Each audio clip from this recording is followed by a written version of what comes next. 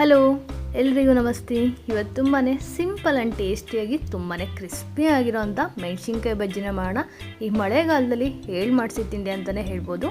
ಸಂಜೆ ಈವ್ನಿಂಗ್ ಟೈಮಲ್ಲಿ ತುಂಬಾ ಸಿಂಪಲಾಗಿ ಮಾಡೋ ಅಂಥ ರೆಸಿಪಿ ಇದು.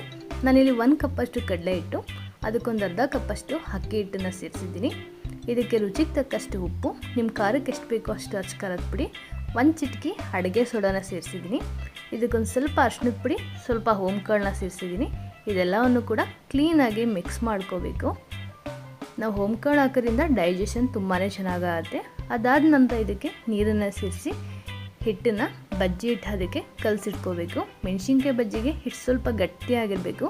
ನೋಡಿ, ಈ ಹದದಲ್ಲಿದ್ದರೆ ಮೆಣಸಿನ್ಕಾಯಿ ಬಜ್ಜಿ ತುಂಬಾ ಟೇಸ್ಟಿಯಾಗಿ ಬರುತ್ತೆ, ತುಂಬಾ ಕ್ರಿಸ್ಪಿಯಾಗಿ ಕೂಡ ಇರುತ್ತೆ.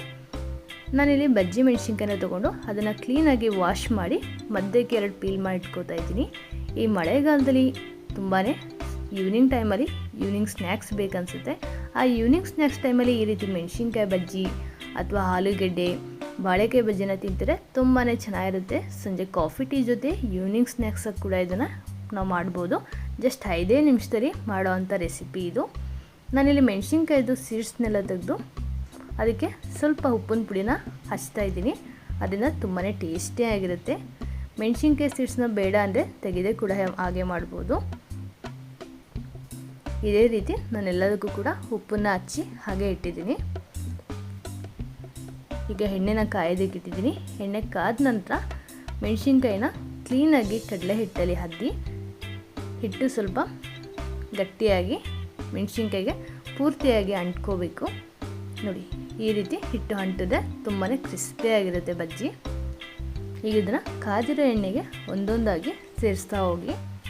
ಈ ಮಳೆಗಾಲದಲ್ಲಿ ಬಿಸಿ ಬಿಸಿಯಾಗಿರೋ ಬಜ್ಜಿ ಇದೆ, ತುಂಬಾ ಟೇಸ್ಟಿಯಾಗಿರುತ್ತೆ, ತುಂಬಾ ಹ್ಯಾಪಿಯಾಗಿ ಕೂಡ ಫೀಲ್ ಆಗುತ್ತೆ.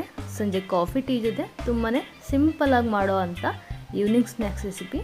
ಮಕ್ಕಳಿಗೂ ಕೂಡ ಮನೇಲೇ ಮಾಡೋದ್ರಿಂದ ಆರಾಮಾಗಿ ಮಾಡಿಕೊಡ್ಬೋದು.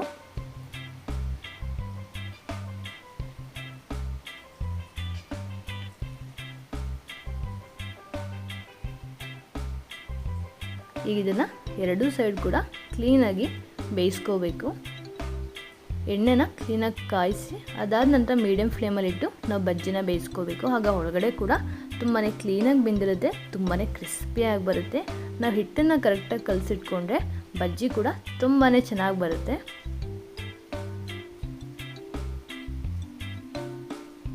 ನೋಡಿ, ತುಂಬಾ ಕಲರ್ಫುಲ್ಲಾಗಿ ಕೂಡ ಕಾಣ್ತಿದೆ.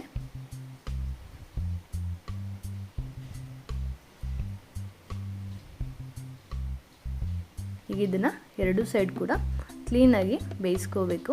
ಈ ಕಲರ್ ಕೂಡ ಕ್ಲೀನಾಗಿ ಬಂದಿದೆ, ನೋಡಿ, ಗೋಲ್ಡನ್ ಬ್ರೌನ್ ಬಂದಿದೆ. ಈಗ ಬಜ್ಜಿ ರೆಡಿ ಆಗಿದೆ. ನೀವು ಒಂದ್ಸಲ ಟ್ರೈ ಮಾಡಿ. ಈ ವಿಡಿಯೋ ಇಷ್ಟ ಆದರೆ ನಮ್ಮ ಚಾನಲ್ನ ಸಬ್ಸ್ಕ್ರೈಬ್ ಮಾಡಿ. Thank you.